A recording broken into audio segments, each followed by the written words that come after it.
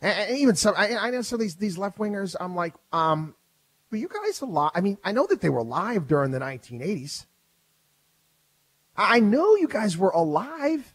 Do you remember what went on at that point in time? Do you remember what it was like for this country? You remember that type of growth?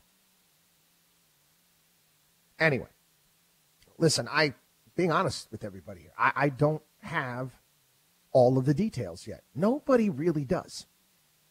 And I want to put myself in the camp of cautiously optimistic.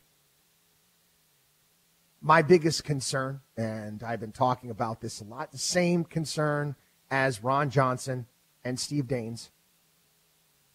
I want small businesses, I want entrepreneurs to have the same shake that major corporations do.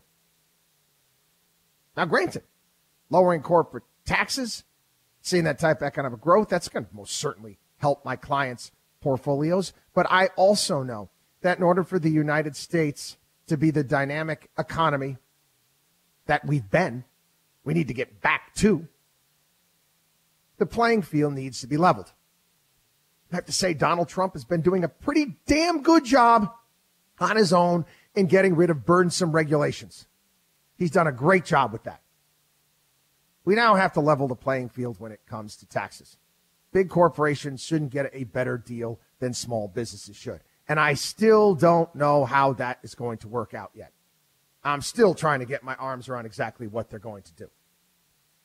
This past week, there was several articles out there talking about how tax reform could help lift the economy. And again, it works every single time it's tried. Every single time it's tried, it works. Did you see this past week? Did you see Janet Yellen? Janet Yellen gave probably her last speech to Congress. And one of the things that she talked about was the fact that Congress needs to be aware of, and they need to be putting forward pro-growth reforms so we can get the economy growing again, because we haven't done very well post-recession this time around. Again, Janet, where were those words when Barack the Magnificent was running the country? Again, kind of showing that the Fed is a political animal, without a doubt. All we got during the Obama years was, well, we got a lot of liquidity. Corporations got a lot of liquidity. And yes, did it help juice things? Absolutely. Been off QE for the past couple years. But we saw a really boring, stagnant type of growth. The animal spirits were just not there. This is one of the things that we need to get done so we can continue to push pro-growth policies. Yeah, I was invited on a program this past week, and they're asking me my opinion on the booming economy. Now, mind you, we had 3.3% GDP growth. I said, listen, to me, this is not booming. I know booming. Again, I lived through the 1980s. This is not booming. It's okay. It's good. We're good. Booming, we're going to be up above 4%. Can we get above 4%? Absolutely. Can we get above 4% with our current tax code? Difficult. Very difficult. And one of the things that I was concerned with, some of the things that they're putting in to this bill, one of which is this idea of a trigger, where if tax revenues don't hit a certain amount by a certain point in time, it's going to trigger new tax cuts. New taxes are going to come into play.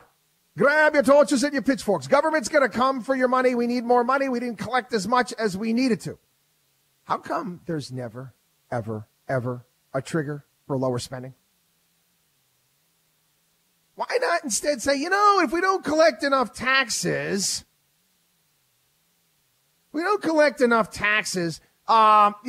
to decrease spending. Again, let's put this in the real world. If you have a job and you're making, let's say $75,000 a year.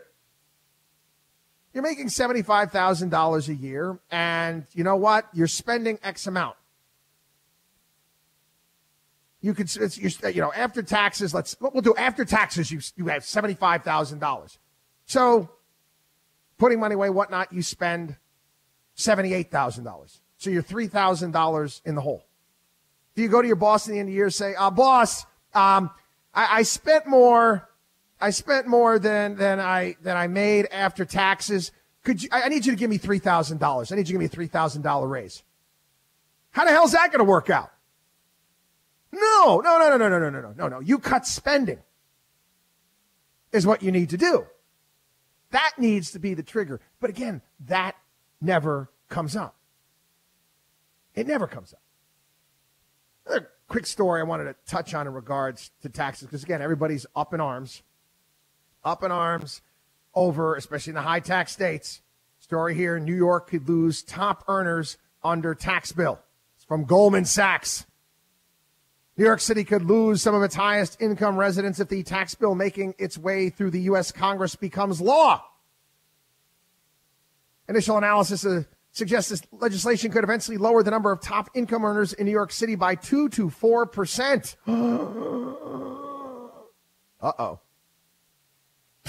Is this anything new at all? At all? No. People have been doing this for a long time. One needs to just look at the state of Florida, and you can figure that out. And I'm being upfront and honest with everybody here. I am a resident of the high tax state of New York. Again, people thought I was cuckoo for Cocoa Puffs for moving back to New York. I grew up here and lived in the city for a while, but I lived in Florida for 12 years. Why would you do such a thing? Many reasons. And trust me, I did the mathematical calculation. Okay? I know what I'm doing. Trust me. I know what I'm doing. And what I mean to tell you, I know what I'm doing. Once my kids are gone, once they're gone, they're off. They're off to see the wizard. They're off to college. They're out of the house. Do you think I'm going to stay here and pay these exorbitant property taxes? And you know what? They are high, but my kids' schools are really, really good. So I guess you get what you pay for there. But am I going to pay the high state taxes here? No. You know what I'll probably do? I'll probably do 6 months and a day. Yeah. Become a Florida resident. Make sure that you're there for 6 months and a day, and you don't have to deal with all these New York City taxes, New York State taxes. Yeah, of course people are going to do that, but this is nothing new. It goes on now.